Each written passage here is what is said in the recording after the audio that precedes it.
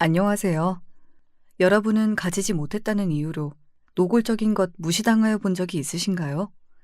나보다 윗사람인 사람이 그렇게 해도 그런 이유로 무시당한다면 정말 서러울 텐데, 만약 아랫사람이 그런다면 저는 정말이지 생각만 해도 서러울 것 같습니다. 오늘 사연자분의 사연이 바로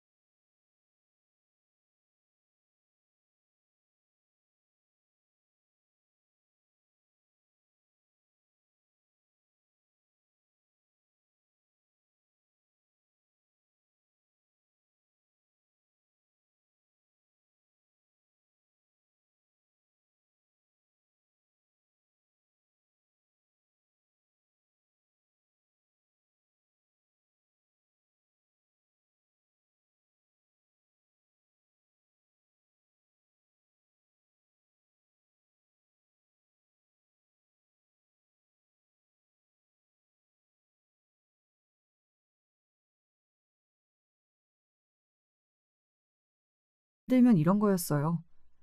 굉장히 비싼 호텔 뷔페를 먹으러 가는 날이었습니다. 당신 이런 거 처음 먹어보지? 나 이런 호텔에서 이렇게 비싼 밥 처음 먹어봐. 나 같은 남자랑 결혼해서 그런 거야. 알지? 당신이 나 안 만났으면 이런 곳에 밥 먹으러 언제 한번 와볼 수 있었겠어? 그냥 남편을 잘 만나서 이런 것도 먹고 좋지? 정도에서 끝내면 될 것. 자신이 아니었으면 평생을 이런 거 못 먹어보지 않았겠냐는 둥. 당신 정말 나 만나서 출세했다. 이런 말을 서슴없이 했어요. 그런 말을 그렇게 자연스럽게 서슴없이 한다는 건 평소에 기본적으로 그런 생각을 하고 있고 저를 그렇게 생각한다는 거였잖아요. 어딘가 여행을 갈 때도 그랬습니다. 이렇게 좋은 호텔 처음 와보지? 이렇게 좋은 고기 처음 먹어보지? 당신이 나 아니었으면 이렇게 좋은 옷을 언제 사 입을 수 있었겠어? 뭐 그런 이야기를 들었다고 하면 1박에 막 500만 원씩 하는 스위트룸에 1인분에 30만 원씩 하는 소고기겠지만 아니었어요. 조금 가격대가 있는 음식이고 호텔이고 옷들이었지만 돈을 어느 정도는 버는 사람들은 충분히 소비할 수 있는 수준이었습니다. 하지만 남편은 그런 걸 사주거나 먹을 때는 정말 말도 안 되는 생색을 냈거든요. 처음엔 고맙다가도 그런 과도한 생색에 결국은 안 먹고 안 입고 안 가고 말지 하는 생각이 들 수밖에 없었습니다. 그 소리를 듣기가 싫어서요. 그래서 제가 다른 좀 저렴한 밥이나 가성비가 좋은 숙소 같은 걸 예약하면 남편은 그것도 지나가지 않았어요. 그리고 꼭 엄청 기분 나쁘게 이런 말을 하고 넘어갔습니다. 취향이 가난하면 안 되는 거야. 뭐? 이런 거 맛있다고 먹고 가격 생각하면서 숙소 고르고 좀 없어 보이잖아. 그러니까 어디 가선 이러지 마. 나 부끄럽게. 아니, 그 밥집도 숙소도 멀쩡히 가는 사람들이 있는 곳들이었고, 그리고 별로인 곳들도 아니었거든요. 둘 다 맛집이라고 가성비 좋다고 사람들이 늘 바글거렸던 곳이었고요. 그런데 그런 사람들을 늘 발 아래 보면서 자기가 위에 있다는 듯 굴었어요. 물론 저에게는 더했고 말이죠. 그래서 어느 순간부터 남편이 굉장히 뭐랄까 좀 우습더라고요.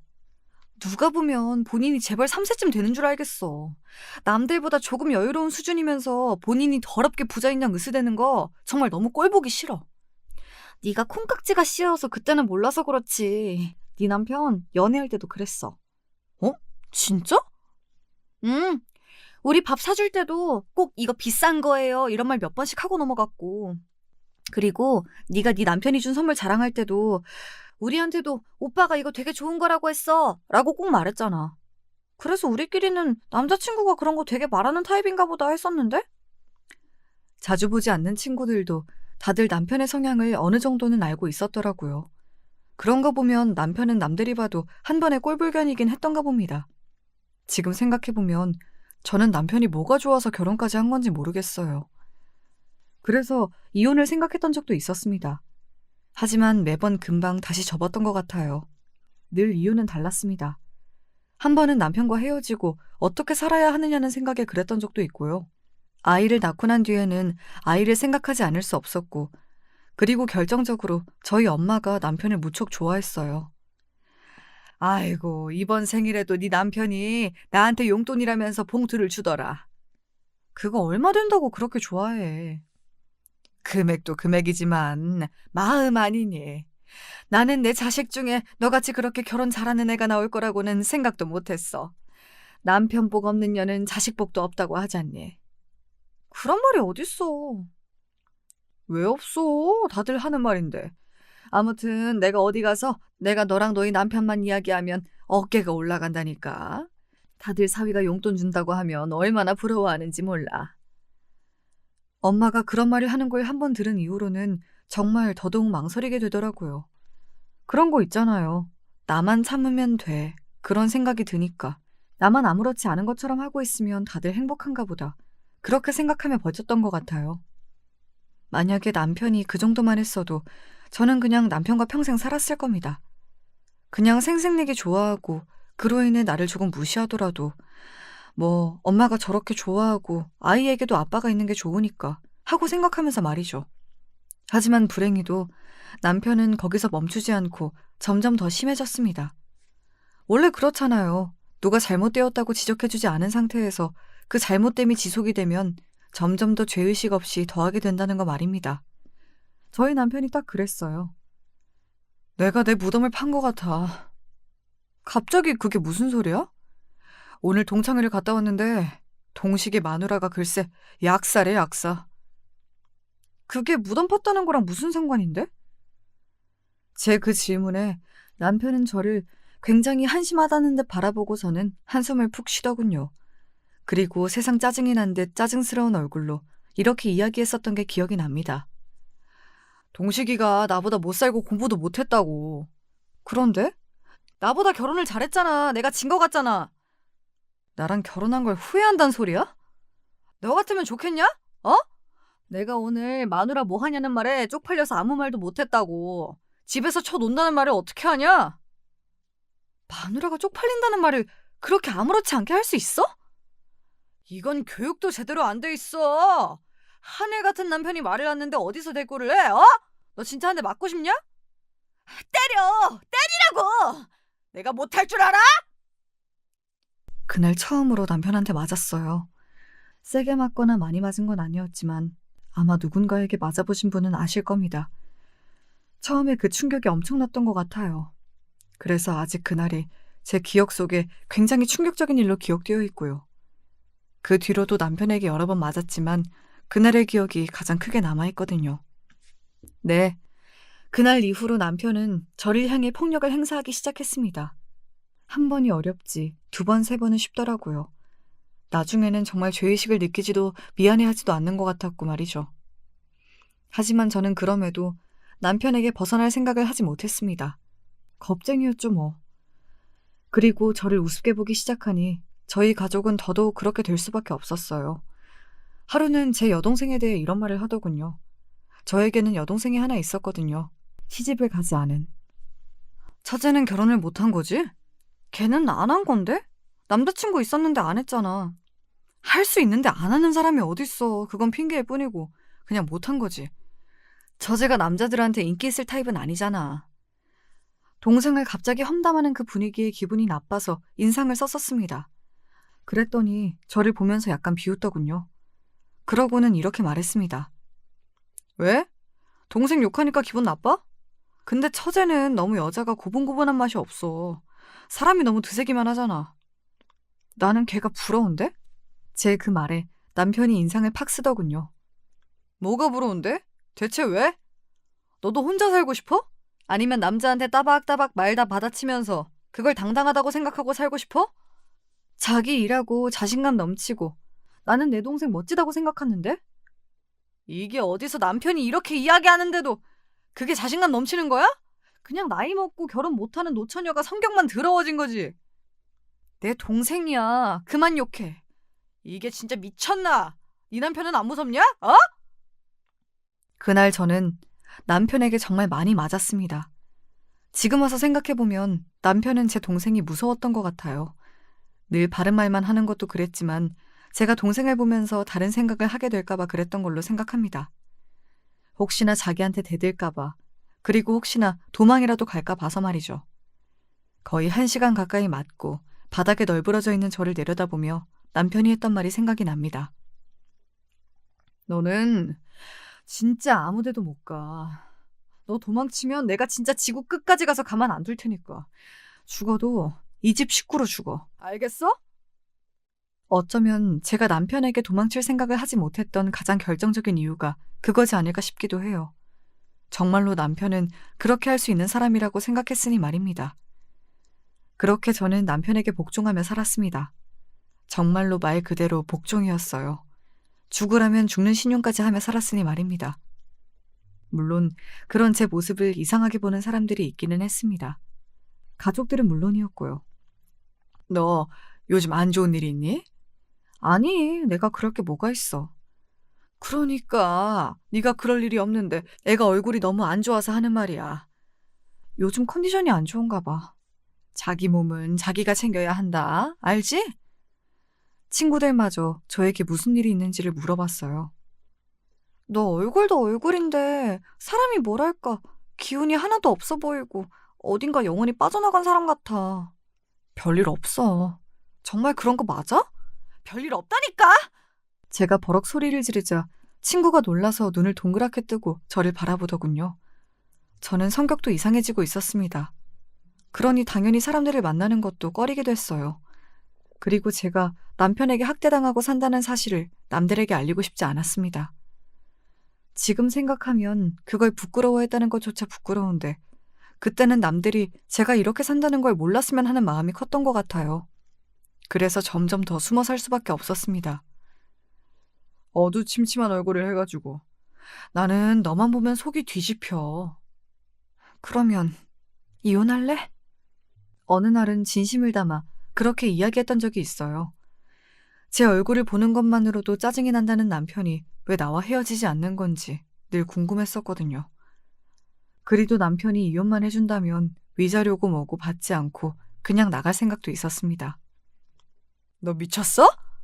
아니, 나는 당신이 나를 너무 싫어하니까. 그렇다고 해도 그 말이 나오는 건 내 입에서 나와야지.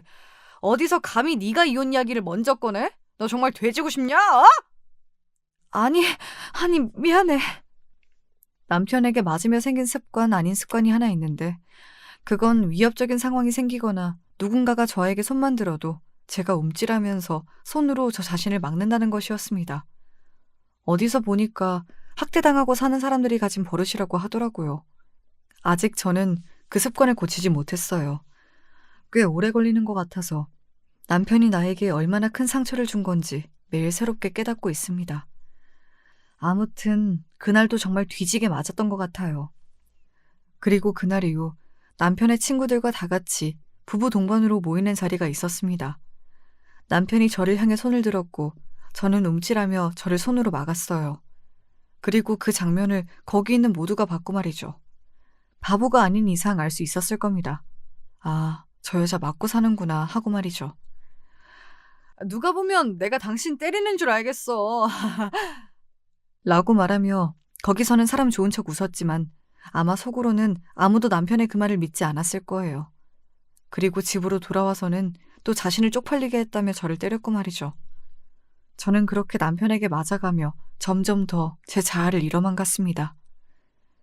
김서방이랑 언제 한번 집에 와라. 아버지 집에 오셨어요? 그래, 다 같이 밥이나 먹자. 아버진 목수셨어요. 사람들은 공사장에서 목수일을 하는 아버지를 노가다라 부르기도 했지만 아니었습니다. 아마 아시는 분들은 아시겠지만 목수는 꽤 전문적인 일을 하는 직업군이고 또 수입도 꽤 되거든요. 게다가 아버지는 실력이 있고 성실하기까지 하셔서 찾는 사람들이 많았고 말이죠. 한번 지방에 큰 공사가 있으면 몇 개월에서 몇 년까지 집에 올라오지 않으시는 일도 있었습니다. 아버지 집에 오셨대. 당신이랑 다 같이 밥이나 먹자고 오라고 하시던데? 남편은 그런 제 말에 인상을 팍 찌푸렸어요. 하여간 귀찮게 하는 데는 뭐 있어. 당신 가기 힘들면 나만 가도 되고. 왜? 가서 울면서 내 남편이 나 때린다 그런 소리라도 하게? 저는 전혀 그럴 생각이 없었거든요. 게다가 오랜만에 보는 아버지에게 그런 소리를 할 생각은 더더욱 없었고요. 그런데 그즈음에 남편은 저를 혼자 어디 내보내기 참 무서워했던 것 같아요. 제 몸에 멍이 늘어갔고 또 사람들이 저에게 무슨 일이 있는 건 아닌지 의심하는 일이 종종 생기자 혹시나 자신이 저를 학대하는 일을 사람들이 알게 될까봐 정말 같이 있는 내내 늘 저를 감시했습니다. 같이 있지 않을 때도 수시로 연락해서 어디에 있는지 물었고 말이죠. 이참에 뭐 제대로 된 사회 노릇 좀 해보지. 남편은 그렇게 말하며 으쓱하더군요. 그리고 지방의 친구에게 샀다며 대게 한 박스를 가지고 와서는 저보고 친정에 가자고 했습니다. 비싸다는 대게를 집에 가져다 주고는 자기는 착한 사위인 양 보이고 싶었던 것 같아요. 아이고, 뭐 이런 걸 다 가지고 왔어. 그냥 와도 되는데. 엄마가 남편을 보고 활짝 웃으며 그렇게 이야기했습니다. 그때까지는 여전히 엄마에게 남편은 세상에 둘도 없는 사위였으니까요. 아버님 오랜만에 뵙는데 이 정도는 제가 준비해야죠. 고맙네. 비쌀 텐데. 아닙니다. 잘 지내셨죠? 건강은요? 부모님과 남편의 화기애애한 모습을 보며 저는 두 가지 감정이 들었던 것 같아요. 하나는 부모님이 내가 이렇게 사는 걸 모르셔서 다행이다 하는 생각과 내가 이렇게 힘든 걸 몰라주지 하는 서러움. 이 두 가지 말입니다. 그런데 우리 딸은 얼굴이 왜 그렇게 상했냐? 어디 아파? 요즘 컨디션이 좀 안 좋다고 하더라고요. 남편의 말에 아버지는 고개를 끄덕이며 저를 가만히 바라봤습니다. 그러고는 병원을 꼭 가보라고 말을 하고 나서 다시 남편과 대화를 나눴어요. 아이고, 맛있네, 맛있어. 그렇게 맛있어? 그럼 맛있지. 이게 한두 푼 하는 거냐? 어디? 우리 사위 덕에 이렇게 좋은 것도 먹어보고 호강하네, 호강해. 이렇게 좋아하시니 앞으로 자주 사드려야겠는데요? 아이고, 내가 무슨 복이야, 그래. 우리 사위 정말 잘 봤지 않아요? 그래, 잘 봤네. 남편은 기분이 무척이나 좋아 보였어요.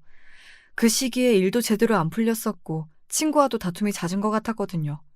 그리고 그 부부동반 모임 이후로 사람들이 자신을 이상하게 보는 것 같다고 저에게 몇 번이나 소리를 지르기도 했었고요. 그런데 예쁘다, 잘한다, 좋다, 대단하다 해주는 사람들을 만났으니 남편의 기분이 좋을 만하긴 했습니다. 물론 남편의 기가 살아서 어깨가 올라갈수록 더더욱 침울해지는 건 저였지만 말이죠. 남편은 기분이 너무 좋은 나머지 평소보다 술을 많이 마셨어요. 원래 술을 마시면 늘 실수하는 사람이었기 때문에 제가 옆에서 조용히 말렸습니다. 다른 때 같았으면 말리지 않았을 거예요. 또 한 해 같은 남편이 하는 일을 말렸다고 노발대발할 게 뻔했으니까요. 하지만 저희 부모님 앞이었잖아요. 그래서 말릴 수밖에 없었습니다. 취했어. 그만 마셔요. 뭐? 지금 나한테 명령했어? 남편은 바로 정색하고 저를 노려봤지만 곧 저희 엄마와 아버지가 앞에 있다는 것을 알아차리고 표정 관리를 했어요. 아마 그때였을 겁니다. 아버지가 저희 두 사람을 다르게 보기 시작한 게 말이죠. 저희 아버지는 눈치가 상당히 빠른 편이시거든요. 많이 먹으면 안 좋긴 하지. 그래도 오늘은 장인어른도 오랜만에 뵙고 했으니까요. 나도 오늘은 너무 피곤해서 많이는 못 마실 것 같아. 아버지는 제가 남편이 술을 그만 마셨으면 한다는 것을 꿰뚫어 보시고는 그렇게 술자리를 그만 파할 것을 돌려 이야기하신 거였어요. 남편이 기분 나빠하지 않게 말입니다. 하지만 남편은 자신이 하고 싶은 것을 누군가에게 제지당했다는 거에 1차적으로 기분이 나쁜 상황이긴 했던 것 같아요. 아이, 그러지 마시고 장인어른, 제 술도 한 잔 받으세요. 남편이 약간 억지로 아버지에게 잔을 쥐어주고 술을 따르려 했던 때였습니다. 아버지가 술을 받지 않고 그 술잔을 식탁에 탁 하고 소리가 나게 내려놨어요. 누가 봐도 남편이 마음에 들지 않는다는 제스처를 취한 거였기 때문에 저도 엄마도 상당히 놀란 눈으로 아버지를 바라봤습니다. 특히 엄마는 정말 많이 놀란 것 같았어요. 아니, 지금 당신 왜 그래요? 취했어요? 취하기는 뭐가 취해? 취할까봐 그만 먹는다는 거지. 아니, 그래도 사람 민망하게 이게 무슨... 그리고 저는 보았습니다. 남편의 얼굴이 실시간으로 어두워지는 것을 말이죠. 원래도 본인이 화가 나면 참는 성격은 아니긴 했지만 술을 마시거나 하면 그걸 더 제어하기 힘들었어요. 저도 그래서 남편이 조금이라도 취한 것 같은 날에는 더더욱 조심했고 말이죠. 장인어른. 남편이 아버지를 낮은 목소리로 불렀고 아버지는 그런 남편을 아무 말 없이 바라봤습니다. 저는 그때 알아차렸던 것 같아요. 아, 아버지가 뭔가를 알고 있다. 방금 그 행동은 일부러 한 행동이다 하는 것을 말입니다. 왜 그러냐? 뭐가 문제야? 제가 지금 기분이 너무 좋아서 같이 좀 맞춰달라는 건데 그걸 못 해주신다는 거예요? 에? 과음은 좋지 않으니 하는 말 아닌가? 남편의 언성이 높아지는 것을 본 엄마가 눈을 동그랗게 떴지만 아버지는 아무런 동요가 없었습니다. 여전히 조금 전과 똑같은 얼굴과 목소리로 남편을 향해 계속 이야기를 이어나갔어요. 오늘은 그만하고 집으로 돌아가게. 그리고 우리 딸은 오늘 하루 여기서 자고 가게 두고. 알겠지? 아마도 아버지의 생각은 남편을 집으로 보내놓고 저에게 무슨 일이 있었는지 세세하게 캐물을 생각이셨던 것 같아요. 하지만 그렇게 하지 않아도 남편이 저에게 어떤 짓을 하는지 알 수 있게 되었지만요. 여기서 자고 간다고요? 이 사람이? 딸내미가 부모 집에서 하루 자고 가는 게 이상한 일은 아니지 않는가? 아버지의 말투가 점점 날카로워지고 있었어요. 아버지는 눈치를 완전히 채신 겁니다. 어느 정도인지 몰라도 제 결혼 생활이 평탄하지 않고 그 원인은 바로 남편에게 있다는 것을 말이죠. 엄마는 중간에서 몹시 곤란해하셨어요. 당신 왜 이래요? 취했어요? 한 병도 안 마셨는데 뭐가 취해? 그냥 우리 딸 오랜만에 봐서 이런저런 이야기 나누고 싶은 마음에 하루 자고 가라고 하는 건데 그게 문제요? 사실 아버지가 잘못한 건 없었습니다. 그러니 엄마도 남편 눈치를 한번 힐끔 보고서는 어색하게 웃으며 이렇게 이야기한 거고 말이죠.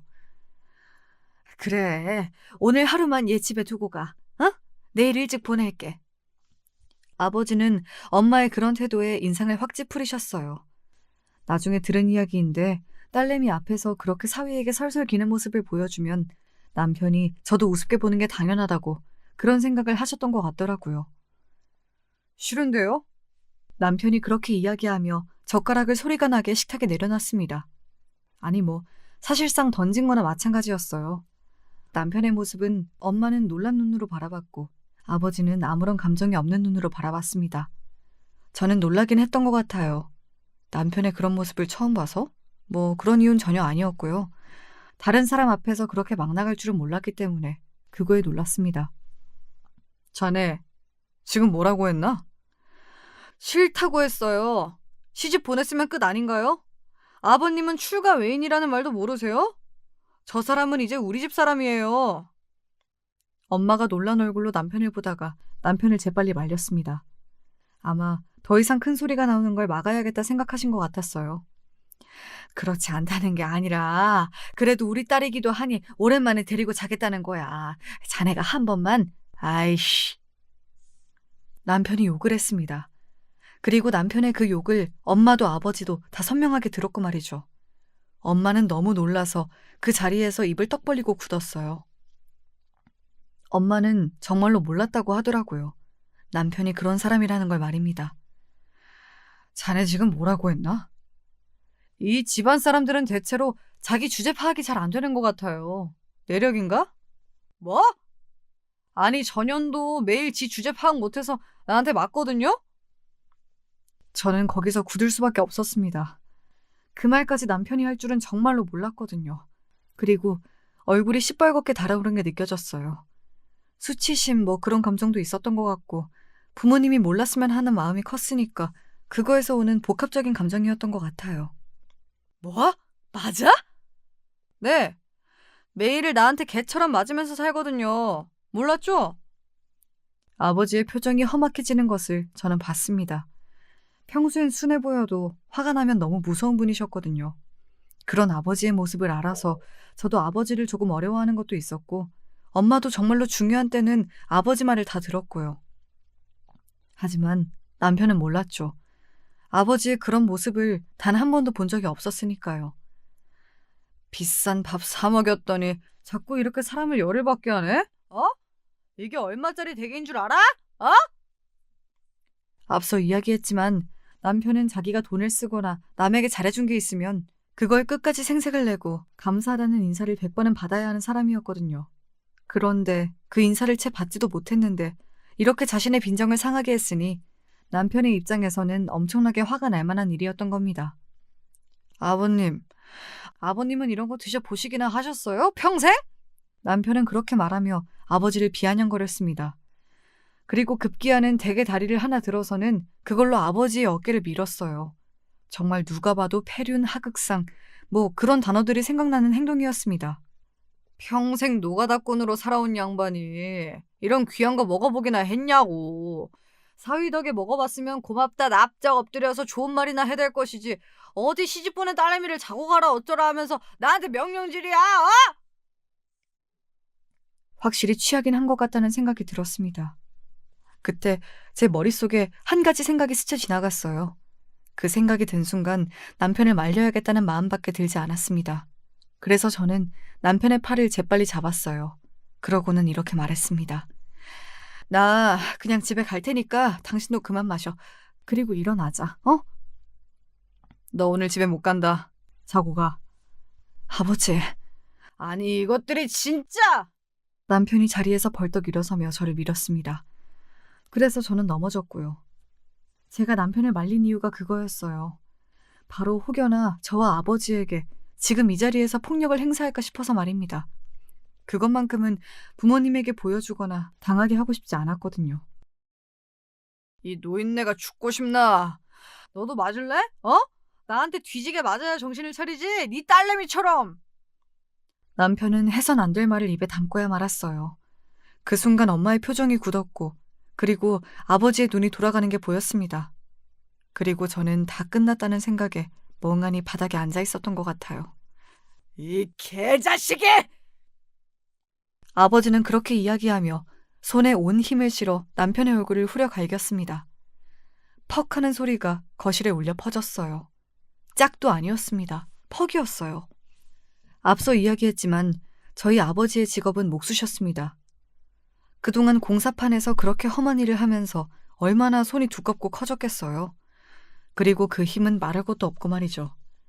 아버지 장난으로 툭 치기만 해도 엄마가 아프다고 쓰러지는 신용을 했었으니까요. 그런 게 그 손으로, 그것도 아버지가 온 힘과 체중을 다 실은 상태로 남편은 뺨을 얻어맞은 겁니다. 아마 어디서 몽둥이를 하나 가져다 자기의 머리를 치는 것 같았을 거예요. 나중에 잠깐 여기가 이승인지 저승인지 했다는 생각이 들었다는 걸 나중에 들었거든요. 이게 지금 뭐 하는 짓이세요? 이놈이 내 딸 때렸다면서. 그러면 너도 나한테 맞아야지. 안 그래? 아버지는 그렇게 이야기하며 소매를 다시 걷어붙였습니다. 당장이라도 남편의 뺨이며 뭐며 다 때릴 기세로 말이죠. 남편은 그런 아버지의 모습에 움찔하는 게 보였어요. 힘으로 하면 자신이 이길 수 없다는 걸 아마 직감적으로 알았을 겁니다. 남편의 분노는 늘 자신보다 약한 사람들을 향했으니까요. 경찰에 신고할 거예요. 그래 해. 그 전에 너는 나한테 일단 죽어. 알겠어? 아버지의 그런 모습에 남편은 자리에서 벌떡 일어나 도망가던 몸을 피했습니다. 그 모습이 어찌나 웃기고 추하던지 아직도 생생하게 기억나네요. 이리 못 와? 내가 너 죽여버린다, 어? 어딜 우리 딸을 때려. 이 작은 애를 때릴 곳이 어디 있다고. 너는 오늘 내 손에 죽어. 그 순간 제 눈에서 눈물이 흘러나왔어요. 뭐 운다, 울 거야 이런 생각을 하고 온 게 아니라 그냥 저도 모르게 주르륵 나오는 눈물이었어요. 눈물이 뚝 하고 흐르는 걸 보고 아, 내가 울고 있구나 하고 깨달았으니 말입니다. 아이고, 나는 이런 줄도 모르고 내 새끼가 이렇게 사는 줄도 모르고. 그리고 엄마의 통곡이 시작되었습니다. 그러는 사이 남편은 재빨리 도망을 갔어요. 아버지는 그런 남편을 쫓아나갔습니다. 저는 계속 멍하니 앉아서 눈물을 흘렸고요. 엄마가 저를 안아줬습니다. 그러고는 정말 수천 번 사과를 하셨던 것 같아요. 엄마가 미안하다. 내가 미안해. 저런 쓰레기 같은 놈을 귀하다고 물고 빨고 했으니 우리 딸이 속이 얼마나 뒤집어졌을꼬. 내가 너무 미안하다. 엄마가 미안해. 괜찮지 않았어요. 그동안의 일도, 그리고 부모님이 모든 걸 알아버린 그때의 상황도 말이죠. 그래서 엄마한테 괜찮다라는 말도 해주지 못하고 가만히 안겨서 울기만 했던 것 같습니다. 그리고 잠시 뒤 아버지가 분한 얼굴로 집으로 들어오셨어요. 그 새끼 어떻게 했냐는 엄마의 말에 너무 빨리 도망가서 잡지 못했다고 아버지는 한숨을 쉬시더군요. 그리고 저는 엄마의 품에 안겨 쓰러지듯 잠이 들었습니다. 그리고 그 다음날부터 엄청난 일들이 벌어졌어요. 지금부터가 아마 들으시는 분들이 가장 재미있어 하실 만한 이야기이지 않을까 하는 생각이 듭니다. 아버지는 우선 남편의 집으로 찾아갔습니다. 그러니까 제 시댁 말이죠. 우리 딸이 댁내 아들한테 맞고 살았다는데 그게 정말입니까? 사돈댁은 그걸 전혀 모르셨습니까?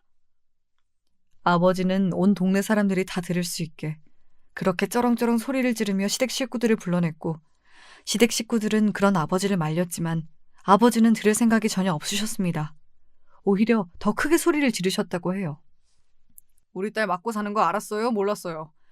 내가 경찰에 확 공범으로 신고하려고 했다가 여기 먼저 온 거니까 제대로 대답해요. 에? 저희도 정말 몰랐습니다. 그리고 저희도 저희의 이야기를 들어봐야 할 거 아닙니까? 사돈, 그만 돌아가시고. 내가 지금 돌아가게 생겼어?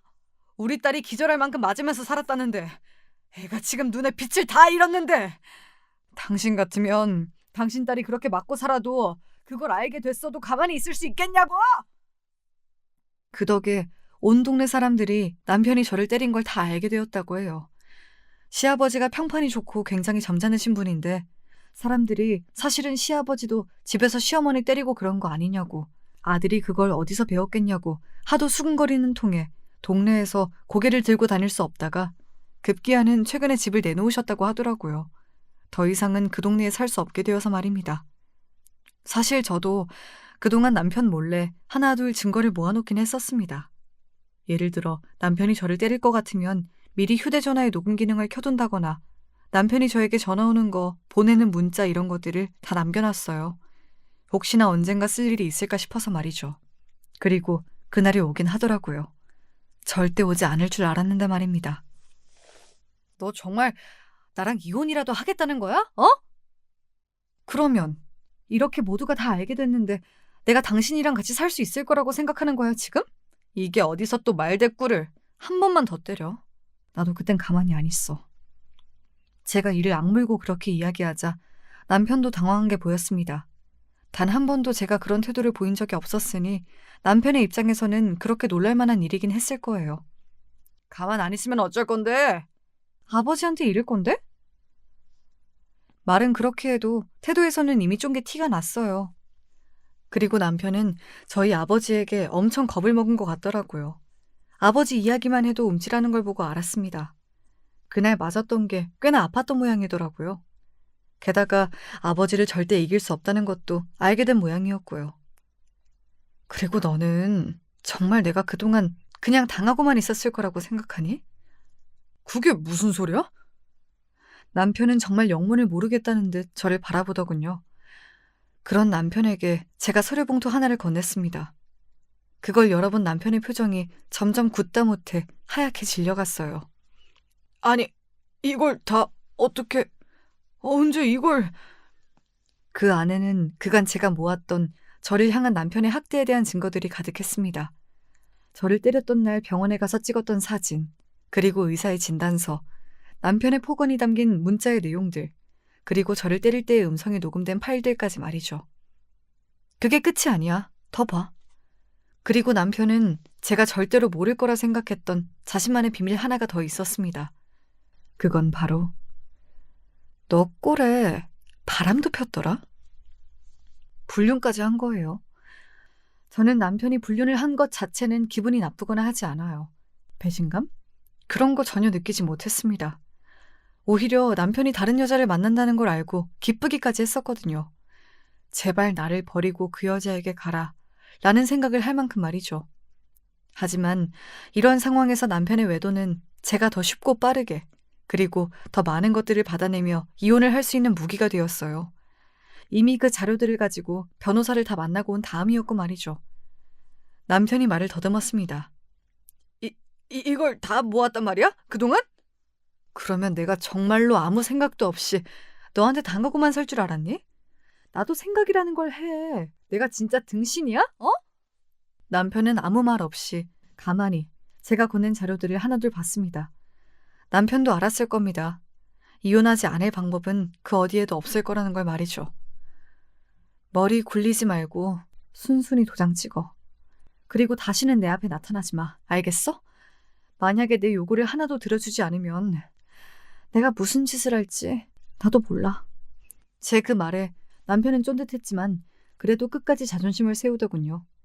자기가 그렇게 무시하고 막대하던 아내에게 이런 소리를 듣는 게 퍽이나 자존심이 상한 모양이긴 했습니다. 정말 가짱키도 말이죠. 뭐 어떻게 할 건데? 아버지한테 이를 거라니까? 그리고 소송도 할 거야.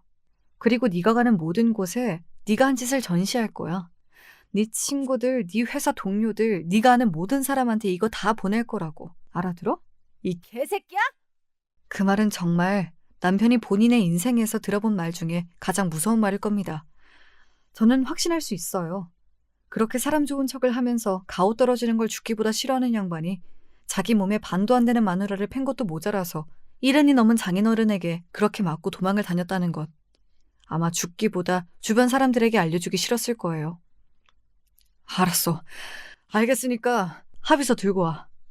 그렇게 순순하게 대답하더군요. 그리고 이 말을 몇 번이나 했습니다.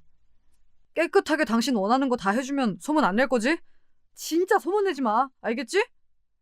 바로 이 말이요. 그렇게 저와 남편은 이혼했습니다. 재산 분할은 물론 위자료의 양육권까지 죄다 제가 가지고 왔어요. 그리고 남편은 제 허락 없이는 제 앞에도 아이 앞에도 나타나지 않겠다는 각서까지 썼고 말입니다. 저는 그렇게 지옥 같았던 결혼 생활을 끝냈습니다. 지금은 이렇게 이야기할 수 있어도 한동안은 그 관련된 이야기는 아무것도 하지 못했어요. 떠올리는 것조차 너무 고통스러웠으니까요. 이제는 어느 정도 상처가 치유가 되어 이런 이야기를 제가 먼저 꺼낼 수 있게 된 게 무척이나 다행이라는 생각이 드네요. 병원에 다니고 있기도 하고 무엇보다 제 주변에 좋은 사람들이 많아서 극복할 수 있었던 것 같습니다. 엄마는 제 얼굴만 보면 울려고 했는데 이제는 제 얼굴을 보면 좋은 이야기를 많이 해주려고 노력하세요. 그간 저에게 그런 일이 있었다는 걸 까맣게 모른 채 그저 사위가 예쁘다고만 했던 거에 대해 굉장한 죄책감을 느끼시고 있는 것 같았습니다. 전혀 그러지 않아도 되는데 말이죠. 저는 오히려 모르시길 바래서 감췄던 거기도 하고요. 그리고 아버지는 한동안 남편을 계속해서 괴롭혔어요. 아니, 괴롭혔다기보다 겁을 준 거죠. 너네 아버지같이 덩치도 좋고 힘도 좋고 게다가 나를 그렇게 때려본 적이 있는 사람이 그렇게 주변을 계속 돌아다니면 무섭지.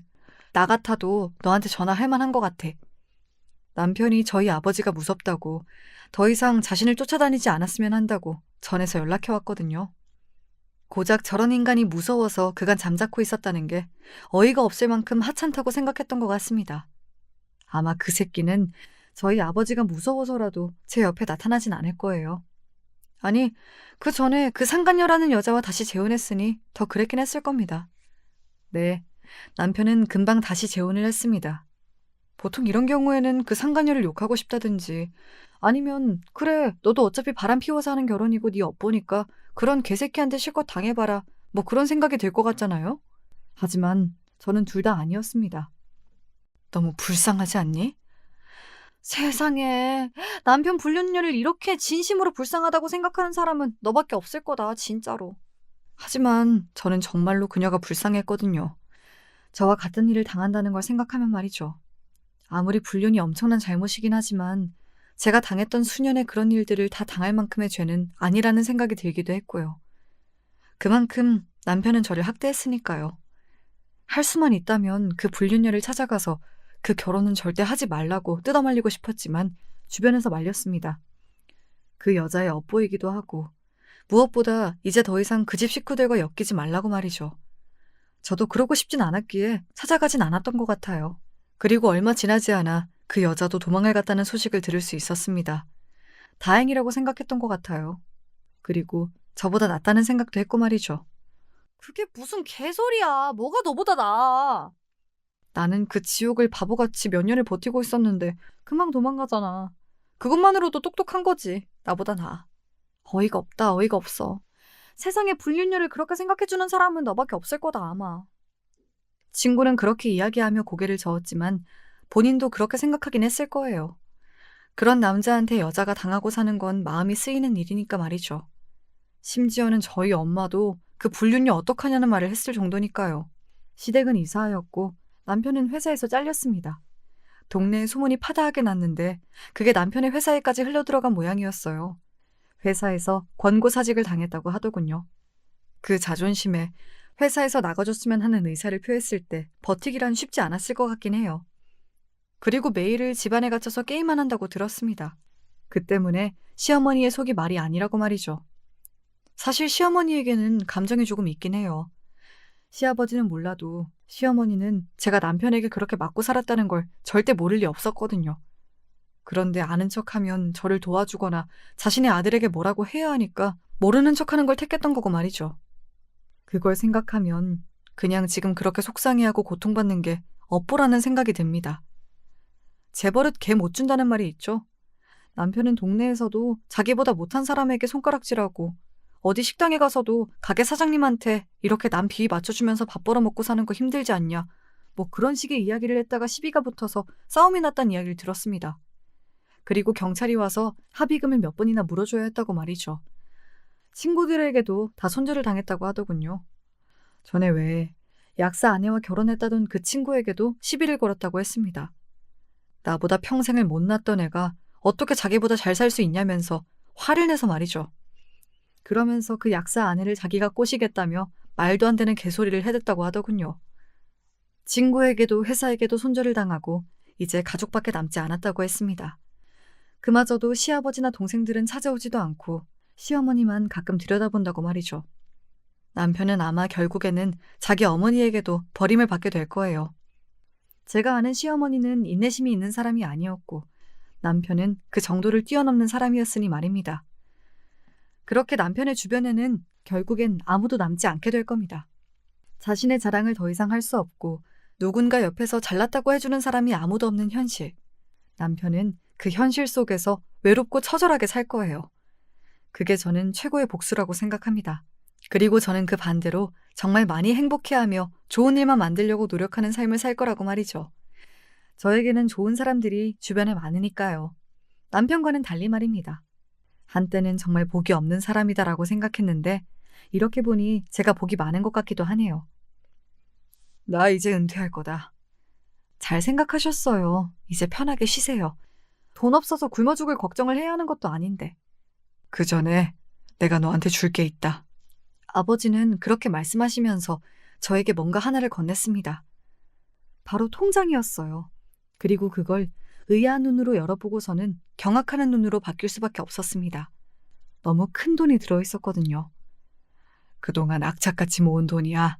내 새끼들 주려고. 너무 큰 돈이라 받을 수 없다고 이야기한 저에게 아버지가 한사코 쥐어주시면서 그렇게 말씀하셨습니다. 그리고 지금 그 통장은 제 방 서랍에 있어요. 언젠가 필요한 날이 오면 다시 열어볼 생각입니다.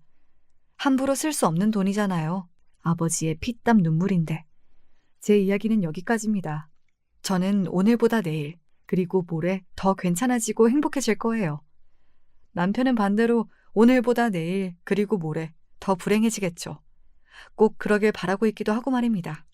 오늘 마지막까지 저와 제 이야기 들어주셔서 너무 감사합니다. 이렇게 다 털어놓고 나니 한결 가벼워진 것 같은 기분이 드네요. 저는 이제 그만 사연을 줄일게요. 제 이야기를 들어주신 모든 분에게는 언제 어디서나 좋은 일만 있기를 바랍니다.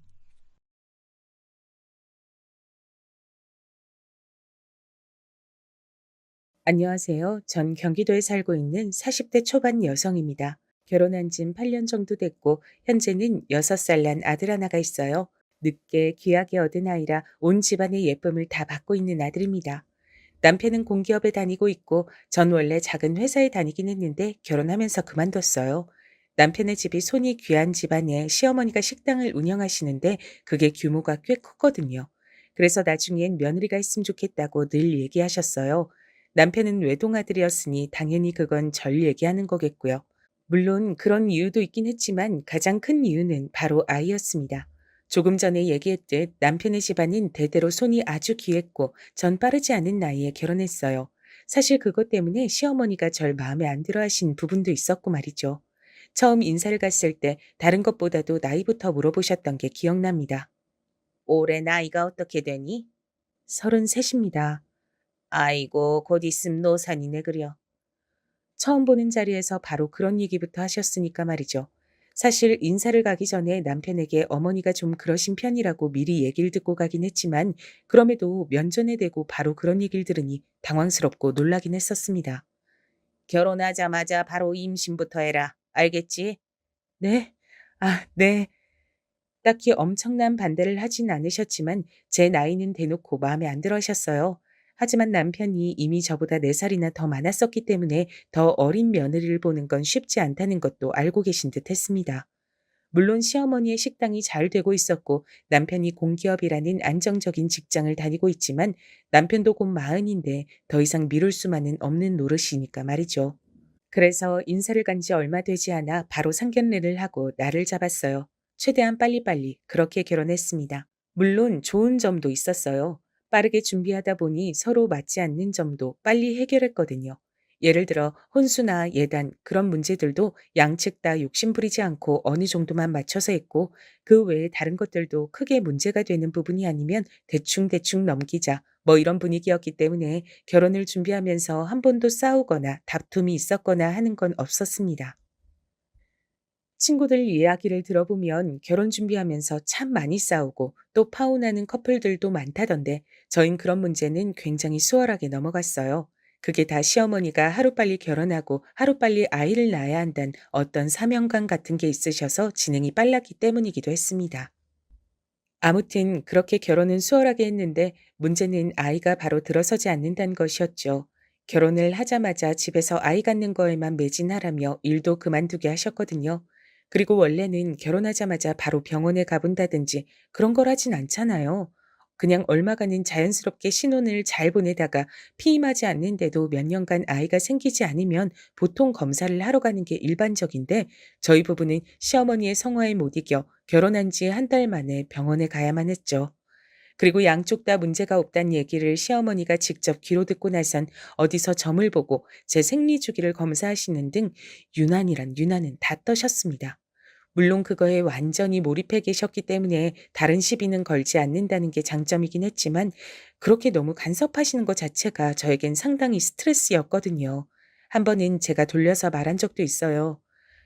너무 이렇게 신경 쓰고 아등바등하면 오히려 안 온다고들 하잖아요. 조금만 마음 편하게 아무 생각 없이 있어 보면 찾아오지 않을까요? 남편도 저도 둘 다 문제 없다고 하니까 금방 들어설 거예요. 그렇다고 가만히 손 놓고 있을 순 없잖니. 네 나이도 생각해야지. 아예 신경을 쓰지 않는다는 게 아니라 조금만 여유를 가져보는 게 어떠세요? 제가 너무 신경 쓰고 있는 것 같아서 오히려 오지 않나 싶어서요. 제 말이 시어머니는 상당히 마음에 들지 않는 듯 보였지만 어쩔 수 없잖아요. 아이를 가져야 하는 건 저고, 그리고 제 마음이 편해야 하는 것도 사실이니까요. 그래서 시어머니는 정말 마음에 들지 않는다는 표정으로 어쩔 수 없이 수긍하셨어요. 그리고 다행하게도 그렇게 저를 놔둔 지 반년이 채 지나지 않아 저는 임신을 했습니다. 정말이지 그야말로 온 가족의 경사였어요. 아이고, 하나님, 부처님 감사합니다. 그래서 해산이 언제냐? 올 연말쯤이라는 것 같아요. 가만 보자. 그럼 둘째는 좀 소름이 돋긴 하더군요. 첫째 아이를 가지자마자 둘째를 언제 가질 수 있는지부터 계산하시는 모습을 보고 있자니 말입니다. 제 뱃속에 있는 아이가 아들이길 누구보다 간절히 바란 건 다름 아닌 저였어요. 만약에 딸이라면 또 다음 임신이 있을 때까지 어머니가 절 얼마나 괴롭힐진 안 봐도 비디오였습니다. 정말 다시는 겪고 싶지 않았거든요.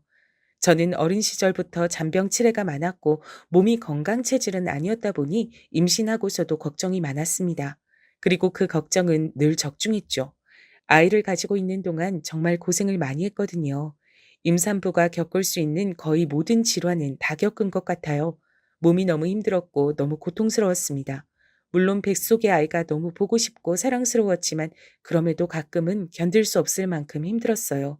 시어머니는 그런 저에게 매번 잔소리하셨습니다. 너는 애가 몸이 이렇게 약해서 대체 어디다 쓰니?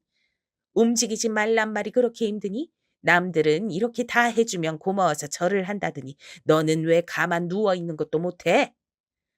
제가 몸이 그러니까 시어머니가 절 돌본다는 이유로 거의 저희 집에 사셨거든요. 아이를 가지고 있는 동안에 말입니다. 그런데 제가 움직이기만 해도 저렇게 버럭 화를 내셨죠. 전 그때 알았습니다. 가만히 누워있는 일도 보통 일이 아니란 것을 말입니다. 그렇게 고단하고 힘든 10개월이 지나고 드디어 아이를 볼 수 있었어요. 이미 성별은 알고 있긴 했습니다. 중간에 한번 물어봤을 때 선생님께서 알려주셨고 전 그걸 바로 그 누구보다 빠르게 시어머니에게 알려드렸었거든요. 다음 임신은 정말 죽어도 하고 싶지 않아서 말이죠. 아이고, 됐다, 됐어. 아들이라니. 아마 그날이 제가 시어머니를 본 중 가장 기뻐 보이는 날이었을 겁니다. 그렇게 아들을 낳았어요. 정말 집안의 경사라는 말은 이럴 때 쓰는 거구나 하고 생각했던 것 같습니다. 사실 시아버지는 딱히 임신이나 아들에 대해 별말 하지 않으셔서 그렇게 좋아하실 줄은 몰랐거든요. 근데 정말 좋아하셨어요. 하루 종일 아이에게서 눈을 떼지 않으시고 하루 종일 입이 귀에 걸려 있으셨거든요. 이제 어머니도 그전보단 나아지실 거야. 당신이 너무 고생 많았어. 남편이 그렇게 얘기하며 제 등을 쓰다듬어 주더군요. 저도 그렇게 생각했습니다. 그토록 원하던 아들을 낳아드렸으니 이젠 그 전과 같은 간섭이나 잔소리들이 덜할 거라고 말이죠. 하지만 그건 엄청난 오산이었어요. 저희 시어머니는 예사뿐이 아니셨습니다. 기저귀는 뭐를 싸라, 언제까지는 모유 수유를 해라. 그러려면 엄마가 먹어야 할 음식은 이런 것들이 좋고 이런 것들은 먹으면 안 된다. 정말 사사건건 하나하나 다 간섭하셨어요. 둘째도 이제 슬슬 가져야지. 그리고 몸을 푼 지 얼마 되지 않아 바로 그렇게 얘기하셨습니다. 지금 와서 돌이켜보면 그때 탈출을 했었어야 하는 건데 왜 미련하게 아무것도 하지 못하고 그러고 있었는지 정말 후회가 많이 돼요. 남편은 몰랐는데 정말 회피형 인간이었습니다. 딱히 저에게 못하는 건 없었지만 시어머니의 구박이나 과한 요구 조건들에도 시어머니에게 그러지 말란 말 한마디를 하지 않는 사람이었어요. 시어머니는 그런 아들을 두고 엄마 말 잘 듣는 효자 아들이라고 했지만 제 생각은 달랐습니다. 남편은 귀찮고 번거롭고 괜히 복잡해지는 일에 끼고 싶지 않았던 거예요. 아마 자신의 어머니가 어떤지 알고 있으니 더 그러긴 했겠지만요. 시어머니는 제가 미처 몸을 다 추스르기도 전부터 둘째 얘기를 하시더니 아들이 돌이 다가올 때쯤 정말 스트레스를 많이 주셨어요. 너도 조금 있으면 노사 나느니? 지금 낳아야 한다. 낳을 생각이 없는 건 아니지? 노력은 하고 있니? 지금 가져야 2살 차이 나고 딱 좋잖니? 볼 때마다 그놈의 임신, 그놈의 아이, 정말 지겹도록 얘기를 해대셨어요. 제가 스트레스성 탈모가 올 지경이었습니다. 아마 그쯤이었을 거예요. 저희 친정 엄마가 시어머니의 그 유난을 알게 된 게 말입니다. 너 요즘 안색이 왜 그러니? 아, 한약 먹는 게 있는데 그게 몸에 잘 안 맞나 봐. 자꾸 살이 빠지네. 그럼 그만 먹어야지. 무슨 약인데? 그게 시어머니가 어디서 임신 잘 된다는 한약을 해서 오셨었거든요. 하루에 3번 몇 시에 먹어야 하고 이런 게 다 정해져 있는 약이었는데 때마다 전화나 문자로 제가 약을 먹었는지 체크하셨었습니다. 시어머니가 지어준 한약인데 임신 잘 되는 약일걸? 아니, 애 낳은 지 얼마나 됐다고 임신을 또 하라고 약을 지어줄 정도로 유난을 부려? 손이 귀한 집안이잖아. 저도 모르게 편을 들고 있더라고요. 시어머니를 위해서라기보단 그냥 시끄러워지는 게 싫어서 그랬습니다. 하지만 그런데도 엄마는 그 상황이 몹시 마음에 들지 않으시는 듯 했어요. 당연한 거죠. 자기 딸이 임신하는 문제로 저렇게 유난히 시어머니에게 휘둘리고 있다는 게 말입니다. 김서방이 중간에서 뭐라 안 해줘? 내가 그냥 하지 말라 그랬어. 괜히 시끄러워지는 거 싫어서. 그것 또한 거짓말이었죠. 엄마에게 걱정시키고 싶지 않았거든요. 아마 세상 모든 딸들은 공감할 겁니다. 제 심정을 말이죠. 아무튼 네 몸까지 이렇게 힘들게 만들면서 아이 또 가질 필요 없어. 너도 너무 스트레스 받지 말고 가지기 싫으면 그냥 가지지 마. 임신 안 된다고 하는데 뭐 어쩔 거야. 그리고 하나 낳았으면 됐지. 또 왜 그렇게 유난을 부려? 엄마의 그 말에 눈물이 나올 것 같았지만 정말 혼신의 힘을 다해서 꼭 참았던 것 같아요. 엄마에게 그런 모습을 보여주고 싶지 않다는 그 일념 하나로 말이죠. 그리고 다행인지 불행인지 둘째가 곧 들어섰습니다. 시어머니는 정말 뛸 듯이 기뻐하셨죠. 돌이켜보면 전 그때쯤부터 시어머니를 정말 많이 미워하고 원망했던 것 같아요. 기뻐하는 시어머니를 보며 다행이다, 안심이다, 이런 생각보다 그 모습이 정말 꼴보기 싫단 생각을 먼저 했던 것 같거든요. 그때 제 나이가 이미 노산인 나이로 접어들고 있을 때라 병원에서도 그렇고 더 조심하라는 의사 선생님의 말씀에 정말 시어머니의 그야말로 밀착 케어가 시작됐습니다. 첫째를 가졌을 때보다 한 10배는 더 했던 것 같아요. 저는 정말 스트레스를 많이 받았거든요. 하지만 가만히 누워서 다 해주는데 스트레스 받을 게 뭐가 있냐는 시어머니의 말과 그런 제 심정을 이해하지 못했던 남편 때문에 그 고통은 날로 더 심해졌습니다. 모두 아시겠지만 스트레스가 만병의 근원이고 또 임신 초기의 임산부에게 정말 쥐약이잖아요. 어쩌면 제가 유산한 건 아마 정해진 수순이었을 거예요. 그런 환경에선 말이죠. 네, 저는 둘째 아이를 유산했습니다. 가진 지 3개월 정도 됐을 때 말이죠. 바라던 임신도 아니었고 또 너무 힘들어서 겁이 났던 것도 사실이었지만 아이를 잃는다는 건 엄마에게 엄청나게 큰 슬픔이자 아픔이었어요. 저는 참 많이 힘들었습니다. 방 안에 갇혀서 나오지도 않고 울었어요. 그리고 그 스트레스를 더해준 건 다름 아닌 시어머니였고 말입니다. 뭘 어떻게 했길래 가만히 누워만 있는데 애가 떨어져? 스트레스 때문이라잖아요. 지가 스트레스 받을 게 뭐가 있다고. 하여간 복에 겨워선 이걸 어쩔 거야. 이 일을 어쩔 거냐고. 애 한 번 떨어지면 다시 갖기 힘든 거 몰라? 이미 떨어진 애를 어째요, 그럼. 다시 붙일 수도 없고, 어머니도 진정하세요. 아이고, 아이고, 쟤는 어쩜 뭐 저렇게 하나 마음에 드는 게 없어? 이 손귀한 집에? 선우 있잖아요. 둘은 낳아야지. 그러게 내가 나이 좀 더 어린 애랑 하라고 했지? 지금 그 얘기가 왜 나와요? 시어머니는 며느리를 그야말로 애 낳는 기계, 그 이상도 그 이하로도 보시지 않는다는 걸 다시 한번 실감했던 순간이었죠. 돌이켜보면 전 그때부터 급격하게 말을 잃었던 것 같습니다. 시어머니와 말을 섞기 싫었고 그러려면 최대한 말을 잘 들어야 했어요. 그래야 두 말을 안 하시고 그래야 시어머니의 목소리를 더 듣지 않을 수 있었으니까요. 왜 벗어날 생각을 하지 못했는지 지금 생각해보면 그때 제가 그렇게 바보 같을 수 없어요. 너무 후회가 됩니다. 둘째를 유산하고 한동안 아이가 들어서지 않자 시어머니는 포기를 하신 듯 했죠. 더 이상 아이 얘기는 하지 않으셨거든요. 그리고 아들이 자라면서 걷기 시작하고 말을 하고 그런 손주를 보는 재미에 푹 빠지셔서 저에게 더 신경을 안 쓰시기도 했고 말이죠. 그래서 좀 살만하다 싶었던 어느 날이었습니다. 너 이제 가게 나와라. 네? 제가 어머니 가게를요? 언젠가 네가 물려받아야 할 가게인데 이제 슬슬 나와서 일 배워야지. 이제 둘째도 물 건너간 마당에 언제까지 집에서 그러고 놀고 먹을 거야? 앞서 이야기했듯 시어머니는 식당을 운영하고 계셨고 언젠가 그 식당을 며느리에게 물려주고 싶다고 하신 적이 있으셨기 때문에 이런 날이 올 거라고는 생각했지만 아직 시어머니가 정정하셔서 저는 조금 더 뒤가 될 거로 생각했거든요. 그리고 최대한 미루고 싶기도 했고 말이죠. 선우가 너무 어리잖아요. 조금 더 크면요.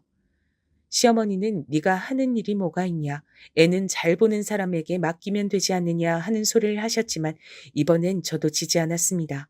어디서 보니 아이가 4살이 될 때까진 엄마랑 같이 크는 게 정서상 좋다더라. 그러면 아이가 더 똑똑해진다더라. 이런 얘기를 해서 겨우 시어머니를 말릴 수 있었어요. 똑똑하고 공부 잘하는 거. 그거에 엄청나게 집착하셨거든요. 그렇게 아이가 5살이 될 때까지 그 식당을 나가는 걸 미룰 수 있었습니다. 하지만 그 이후로는 더 이상 미룰 수 없었어요. 물론 그동안도 시어머니의 간섭과 유난은 계속되긴 했습니다. 애가 안 먹으면 안 먹는 대로, 많이 울면 우는 대로 언제나 제 탓을 하시며 저를 나무라셨으니까요. 그리고 그게 몇 년 동안 반복되자 저도 어느 순간부턴 정말 내가 잘못하고 있는 건가? 내가 모자라서 그런 건가 하는 생각이 들기 시작하기도 했죠.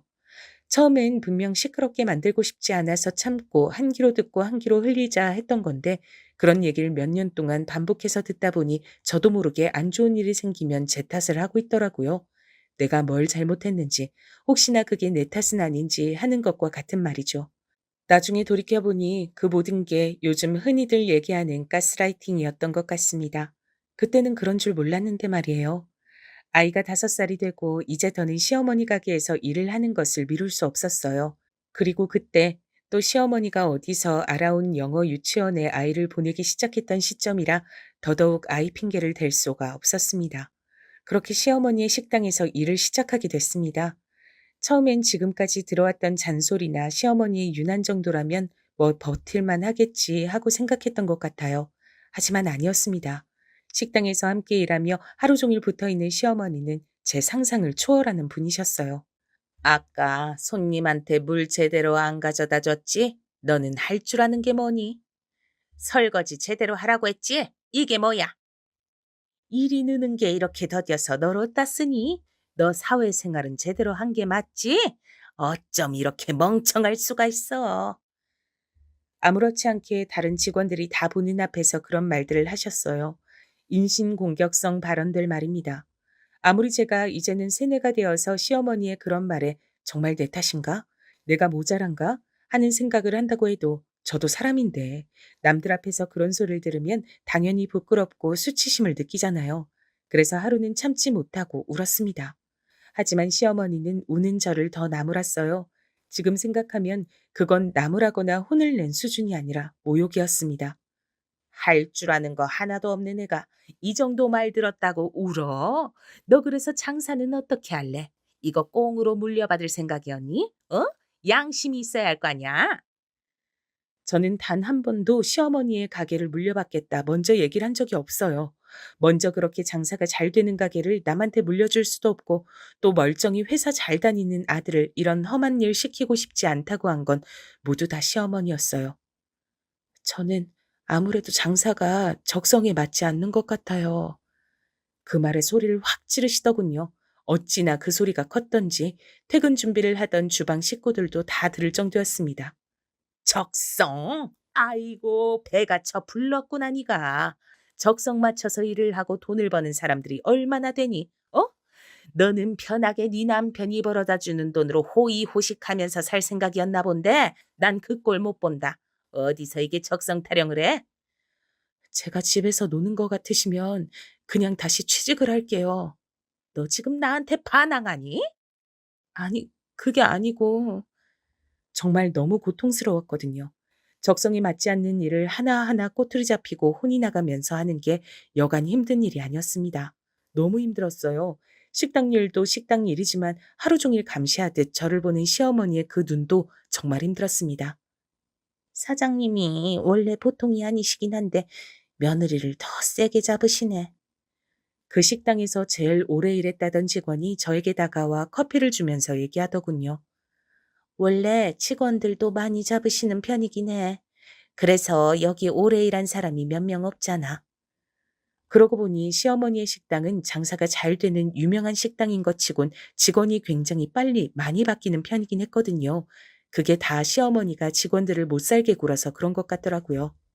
본인은 직원들을 그렇게 빡세게 잡아야 손님에게 최상의 서비스 나가고 그래야 계속 장사가 잘 된다고 믿고 있어서 이러는 것 같은데 이러는 것도 정도가 있고 하루 이틀이지 이렇게 일 잘하는 직원들이 금방금방 나가서야 음식이나 서비스 수준이 한결같을 수 있겠냐고. 사장님은 하여간 사람 귀한 줄 몰라. 장사하는 사람한테 그게 제일 중요한 건데.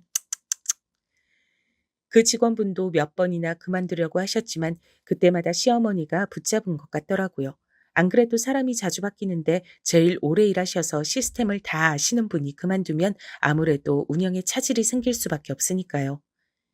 내 생각엔 아무래도 그래서 며느리를 들인 게 아닌가 싶어.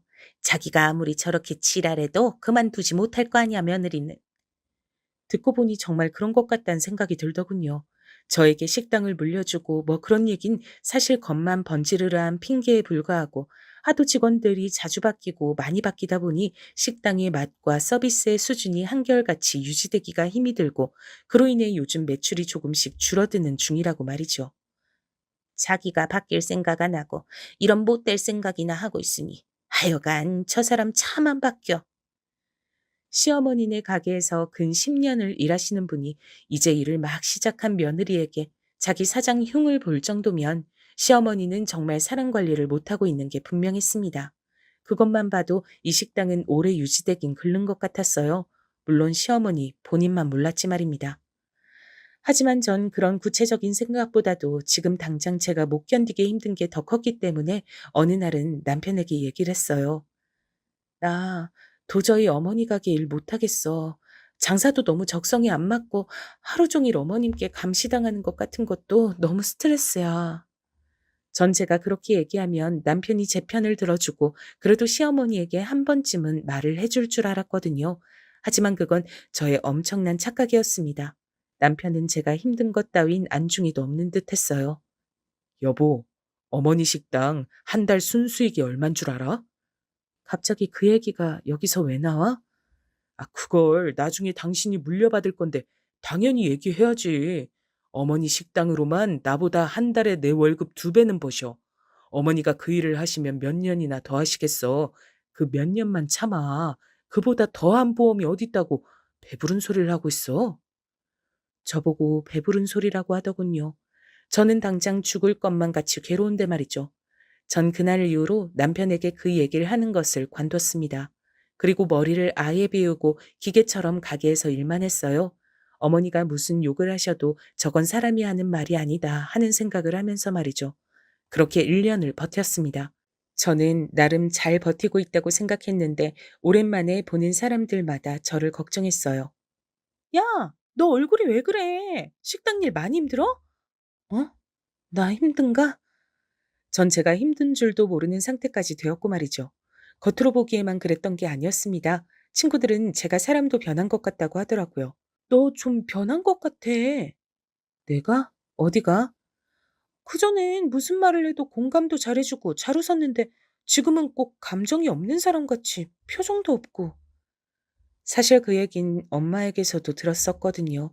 장사가 많이 힘들어서 그렇다고 둘러댔는데 친구들에게도 그런 얘기를 들으니 제가 어딘가 이상해지고 있나 하는 생각이 들긴 하더라고요. 저는 정신적으로 상당히 많이 아픈 상태였습니다. 그땐 자각하고 있지 못했지만 말이죠. 아마 저는 엄마 아니었음 그걸 평생 자각하지 못한 채 그렇게 세뇌당해 마음도 표정도 없는 기계처럼 감정을 빼놓고 일만 했을지도 몰라요. 그게 불행한 거란 생각조차 하지 못하면서 말이죠. 하지만 그래도 저는 복이 있는 사람이었습니다. 우리 가족들 말이에요. 친정 식구들 말이죠. 그 일은 저희 엄마가 시어머니의 식당에 오면서 벌어졌습니다. 그 시기가 제가 유독 더 힘든 시기긴 했어요. 아무리 감정 없이 기계처럼 일을 하고 있다곤 하나 그래도 사람이기 때문에 엄청난 일들 앞에서까지 감정이 없을 순 없잖아요. 당연히 상처도 받고 말이죠. 그때 가게의 매출이 점점 떨어지고 있었거든요. 이유는 명확했습니다. 얼마 전에 주방에 이모님과 시어머니가 크게 한번 다투신 일이 있었어요. 그리고 그분이 그만두셨거든요. 물론 그 싸움도 시어머니의 막말로 시작이 된 거였고 말입니다. 암튼 그래서 새로 구한 주방의 직원 때문에 음식 맛이 조금 변했어요. 맛이 없어졌다기보다는 그동안 이 식당을 찾아온 단골 손님들이 원하는 맛이 아니었다고 할까요? 그래서 그런지 단골 손님들이 많이 빠졌습니다. 당연히 매출은 떨어지고 말이죠. 동네 장사가 아무리 잘 된다고 해도 손님들이 빤하잖아요. 그래서 시어머니가 엄청 예민했던 시기였죠. 제 작은 실수 하나도 그냥 넘기지 못했고 말이에요. 뻑하면 저에게 물통 같은 걸 집어던지고 인연전연 해가며 욕을 해댔습니다. 원래는 그 정도는 아니었는데 점점 더 심해졌어요. 모든 스트레스를 저에게 다 풀었거든요. 그 덕에 직원들은 좀 편하긴 했을 거예요. 저한테만 그 난리를 쳤으니까 말입니다. 한 번은 그런 시어머니의 모습을 남편이 봤던 적이 있어요. 그날은 식당의 손님이 수저가 더럽다며 수저를 바꿔달라는 컴플레인이 있은 날이었거든요. 그 손님이 나가자마자 시어머니가 저에게 숟가락과 젓가락을 던지며 쌍욕을 하셨는데 그때 마침 남편이 식당으로 들어왔었습니다. 여보, 전 내심 남편이 자기 어머니의 이런 모습을 보고 충격을 받아 시어머니에게 화를 내고 절 감싸주고 당신 앞으로 식당 나오지 말라며 엄포를 놓는 그런 모습을 상상했어요. 그럴 만한 장면이잖아요. 하지만 남편은 그러지 않았습니다. 어머니, 이 사람이 무슨 잘못을 했는진 모르겠지만 사람들 앞에서 이러시면 안 돼요. 그리고 사람들이 보지 않아도 남한테 그렇게 화를 내는 건 옳지 않아요. 거기서 자기 엄마를 달래고 가르치고 있더군요. 그렇게 말해서 들어먹는 사람이었으면 여태 저한테 그랬겠냐고요. 남편은 그냥 그때도 회피한 겁니다. 본인 눈으로 직접 목격한 이상 어떤 말은 해야겠고, 근데 일을 크게 만들긴 싫고, 제가 당한 거니 저에게 뭐라고는 할 순 없고, 그냥 안 하니만 못할 짓을 한 거예요.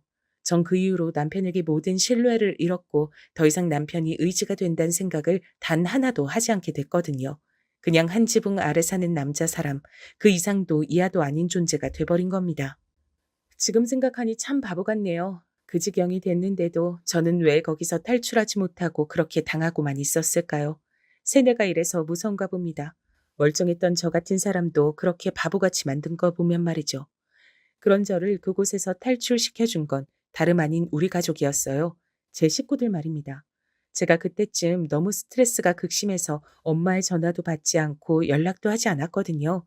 이 일이 없는 것처럼 굴 순 없었는데 걱정을 끼치긴 싫어서 그냥 피하는 걸 택했습니다. 그런데 마지막으로 본 딸의 모습이 굉장히 좋지 않아 보였는데 연락마저 되지 않으니 엄만 당연히 딸의 걱정을 많이 하셨죠. 그래서 시어머니의 가게에 찾아오셨어요. 그리고 그 장면을 목격하고 마신 겁니다. 시어머니가 고래고래 소리를 지르며 저에게 쌍욕을 하면서 제 뺨을 올려치는 장면을 말이죠. 그 일이 일어나게 된 사건의 전말은 이러했습니다. 그날은 시어머니의 심기가 매우 불편했어요. 주말이고 원래라면 손님으로 북적여야 하는 시간이었는데 손님이 몇 테이블 없었거든요. 안 그래도 요즘 손님이 굉장히 많이 빠지고 있는 상태라 예민했는데 그런 상황이니 더 심기가 불편하긴 했을 겁니다. 그런데 손님 한 분이 컴플레인을 거셨어요. 그 손님도 진상 손님이긴 했습니다. 나온 음식의 양이 작다며 절 불러다 뭐라고 했거든요. 더 가져달라는 말에 제가 죄송하지만 그럴 수 없다 연발하자 그 손님은 벌떡 일어나 저에게 삿대질하며 소리를 지르기 시작하셨어요. 종종 그렇게 말도 안 되는 손님들이 있긴 하거든요. 잠시만 참으면 되니까 생각하고 눈을 질끈 감고 있었습니다. 손님이 더 달라면 더 줄 것이지. 말이 많아. 손님, 죄송하지만 저희는 정량을 드리고 있기 때문에 추가로 더 드시고 싶으면 추가 금액을 내셔야만 가능합니다. 그냥은 드릴 수 없어요. 이렇게 서비스 정신이 없으니 주말에도 가게가 텅텅이지. 여기 네 테이블 뿐이네. 이렇게 식당이 큰데. 아마 그 말에 시어머니는 이성의 끈을 놓으신 것 같아요. 안 그래도 요즘 손님이 없어서 엄청 예민한 상태였는데 손님이 그 말을 하니 말이죠. 죄송합니다. 더 가져다 드릴게요. 시어머니는 손님에게 그렇게 얘기하고 다른 직원을 불러 음식을 더 가져다 드리게 시켰어요. 그랬더니 손님은 의기양양해졌습니다. 사장님이 장사 잘하시네. 여기 직원들 교육 좀 제대로 해요. 서비스직 하는 사람이 표정이 뚱해선 이러니 장사가 안 되지? 하며 저를 탓하는 듯한 말을 했죠.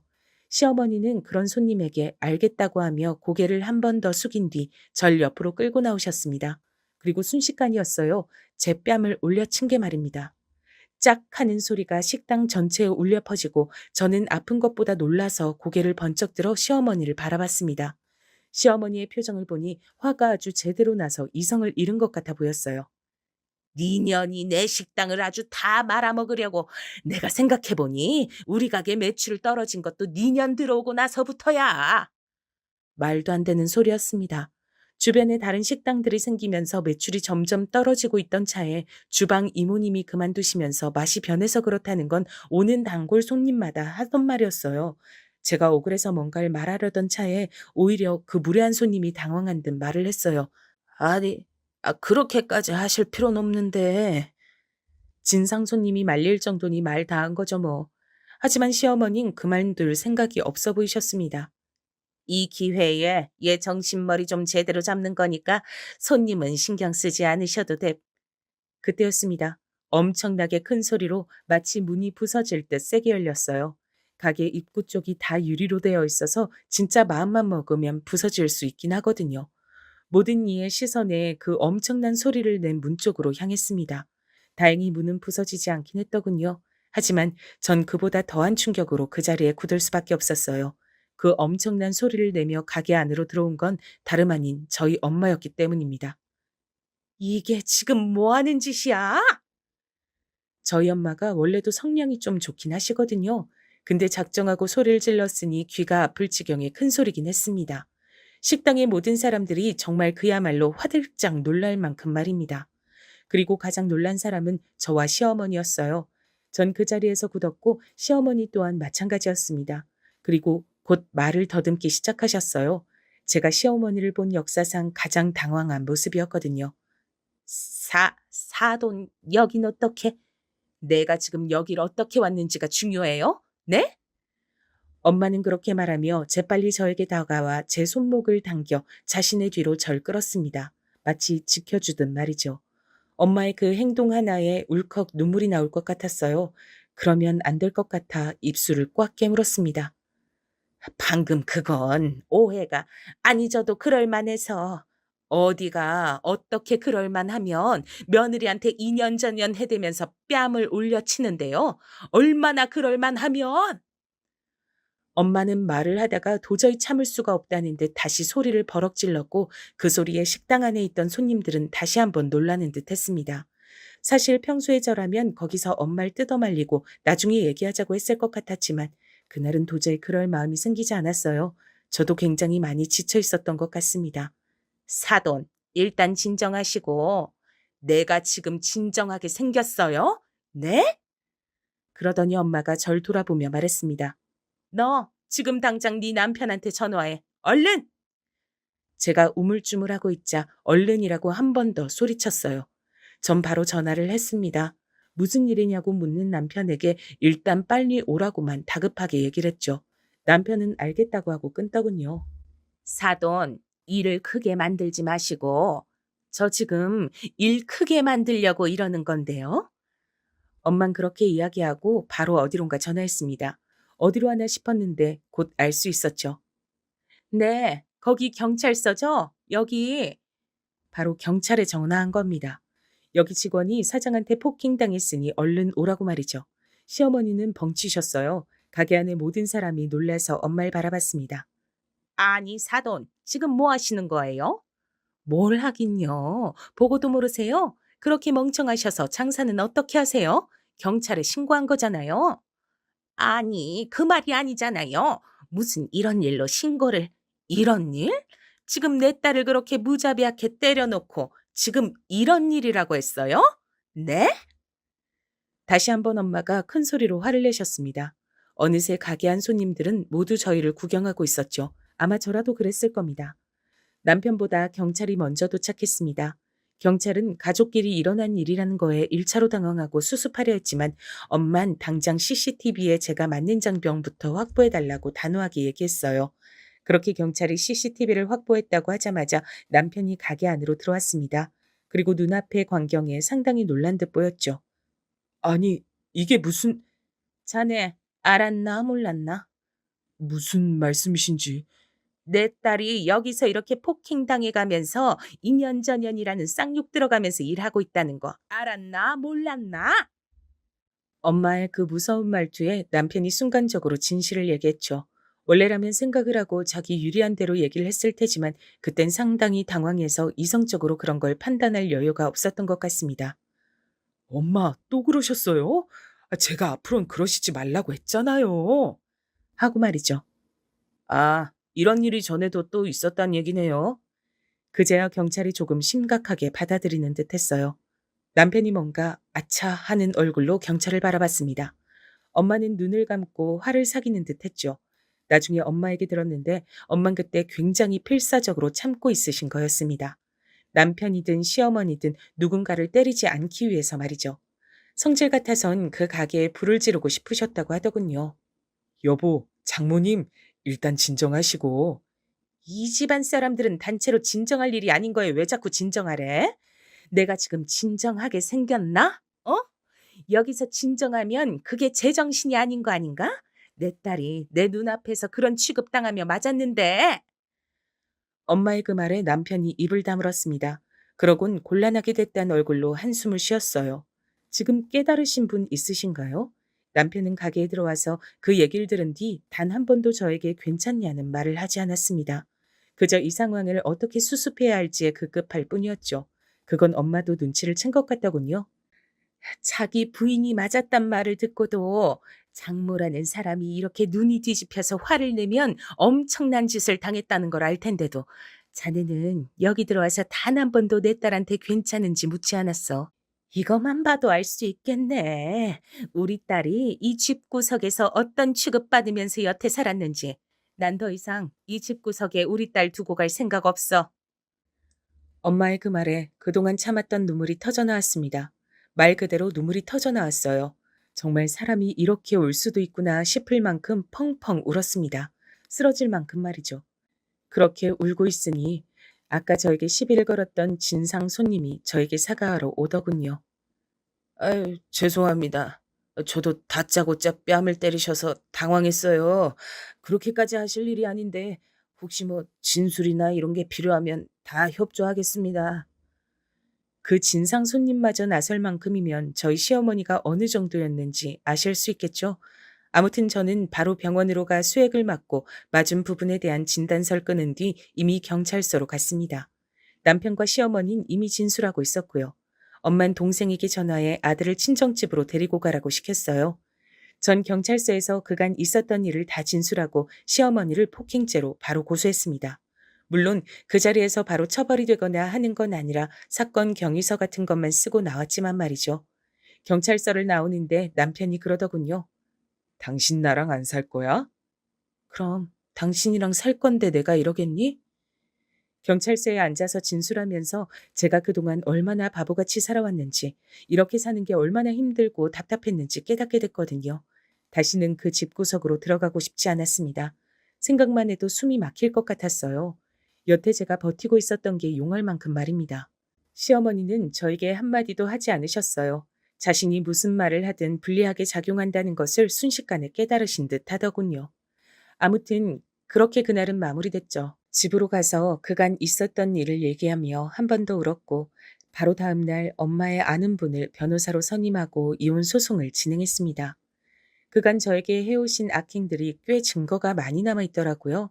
휴대폰으로도 악담을 많이 해오셨고 요즘 휴대폰에는 또 전화 내용이 자동으로 녹음되는 기능이 있잖아요. 그 기능으로 저에게 퍼부었던 엄청난 폭언들이 다 기록으로 남아 있었습니다. 엄마는 그 녹음 내용들을 들으며 우셨어요. 제가 그간 왜 말하지 않았는지 그런 것들은 하나도 추궁하지 않으셨죠. 그간 얼마나 힘들었냐며 그저 꼭 안아주실 뿐이었습니다. 그런 부모님과 가족들의 태도를 보며 그동안 내가 얼마나 바보 같았는지 한 번 더 깨닫게 됐죠. 이렇게 날 소중하게 대해주는 사람들이 많은데 왜 그렇게 당하고 살았는지 하고 말이죠. 폭행으로 했던 소송은 증언을 해줄 사람들이 넘쳐났습니다. 시어머니와 좋지 않게 헤어졌던 가게 직원들이 소식을 듣고 너도 나도 증언을 하겠다며 연락이 왔거든요. 시어머니가 얼마나 잘못 살았는지 알 수 있는 부분이죠. 그 때문에 온 동네에 소문이 다 났다고 하더군요. 며느리를 때리는 시어머니로 말이죠. 당연히 가게는 손님이 뚝 끊겼습니다. 동네 아줌마들이 많이 오는 가게였는데 며느리를 때리는 시어머니가 하는 가게 당연히 가지 않죠. 원래도 가게는 점점 망해가고 있었지만 정말 문을 닫아야만 했어요. 손님이 하나도 오지 않는 날이 더 많은 식당이 됐으니 말입니다. 가게 문을 닫던 날 시어머니가 주저앉아 우셨다고 하더군요. 불쌍하다는 생각조차 들지 않았습니다. 그리고 폭행으로 했던 소송은 시어머니가 저에게 상당한 금액의 위자료를 배상하라는 결과가 나왔어요. 그리고 이혼 소송은 남편 측에서 합의를 제시해 왔습니다. 다른 건 다 포기해도 양육권은 안 돼. 그건 나한테 줘. 나는 그딴 집안에서 우리 아들이 크는 거 못 봐. 그리고 소송하면 어차피 내가 갖게 될 건데 내가 그걸 왜 포기해? 시어머니는 다른 무엇보다도 제가 양육권을 가져가는 사실에 대해 속이 뒤집혀 있어요. 울었다가 빌었다가 화를 냈다가 저에게 오만 짓을 다 하셨거든요. 지금 오씨 집안 독자를 네가 데리고 나가서 키우겠단 거냐? 이혼은 해라. 위자료도 뭐 주마. 선우는 안 된다. 그건 어머니가 결정하신 문제가 아니에요. 이혼도 위자료도 선우도 다 제가 법대로 다 할 겁니다. 네가 정말 내 손에 죽고 싶으냐? 어디 한번 더 해보세요. 어머니의 그 몰상식한 행동 때문에 법정에서도 다 제 손 들어주신 거니까요. 제 말에 시어머니는 이만 악물뿐 아무것도 하지 못하고 돌아가셨습니다. 남편도 자신의 어머니와 연을 끊으면 다시 생각해 봐 줄 수 있냐는 등 말도 안 되는 소리를 냈지만 당신 얼굴을 보는 것만으로도 역겨워서 토할 것 같아. 라는 제 말에 충격을 받더니 다신 그 얘기는 하지 않더군요. 이혼 소송도 다 제가 승리했어요. 위자료도 많이 받았고 양육권도 가져왔습니다. 물론 합의하에 아이를 보여주는 부분에선 동의했고요. 시어머니는 시아버지와도 거의 남처럼 지내고 있다고 하더군요. 시아버지가 이혼하려다 참았다는 얘기를 들었습니다. 남편은 아직도 간혹 자신이 어머니와 연을 끊을 테니 다시 한번 생각해 봐달라는 식으로 얘기를 하지만 저는 그럴 생각이 절대 없네요. 지금이 너무 행복하거든요. 이제 숨을 쉬는 것 같고 이제 세상이 보이는 것 같아요. 소중한 제 가족들과 전 이렇게 살기로 결심했습니다. 엄마가 밝아지니 아이도 밝아지는 것 같아서 그동안 아이에게도 영향이 있었구나 싶어 슬프기도 했고 말이죠. 저는 요즘 문화센터에서 도예를 배우고 있습니다. 잡생각을 하지 않고 집중하기에 상당히 좋더라고요. 그리고 재미도 있고 말이죠. 이렇게 하루하루 소소한 즐거움을 느끼며 사는 일상이 얼마나 행복하고 소중한지 새삼 깨닫고 있는 나날들을 보내고 있어요. 그리고 눈물이 날 만큼 그 사실이 행복합니다. 저는 이제 그만 얘기를 끝내야 할 것 같아요. 그 집구석에 더한 복수를 해줄 수도 있었습니다. 하지만 전 제가 행복함으로써 그 복수를 완성하려 해요. 그들은 정말 불행해 보이거든요. 그만 줄일게요. 제 얘기 들어주신 분들도 오늘 하루 소소한 행복을 느끼며 그 일상에 행복해 하시길 바랍니다. 감사합니다.